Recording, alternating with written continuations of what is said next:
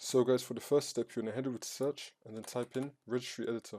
Click on it and then click on yes. Now first we're going to make a backup of this, so you're going to click on file.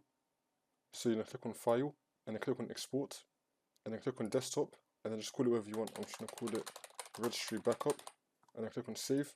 I'm going to wait for this to load.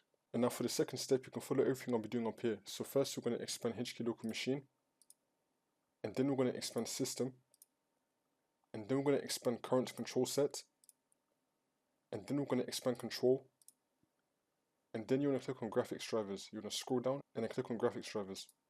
And now once you're on this, you're going to right click on any blank space, click on new, and then click on dword 32-bit value. We're going to rename this as TDR level. Type it the exact same way how I did with the same capitals and lowercase, and then click on enter. And then you're going to double click on TDR level, make sure that the value data is on 0, and then click on OK. And now for the next step, you're going to head over to search and then type in device manager. Click on it. Now once you're on this, you're going to expand display adapters, and then you want to right click on your graphics card, click on update driver, and then click on search for drivers. Make sure they have the best drivers installed for your device. I'm also going to leave 3 links down below for NVIDIA, AMD and Intel. You want to download the software that comes with your graphics card. So for me, I have an NVIDIA graphics card and I got GeForce Experience downloaded. Now once you're in your software, you're going to click on the driver tab and then click on check for updates. Make sure they have the best drivers installed for your device. And now you want to restart your computer and then the problem should be fixed.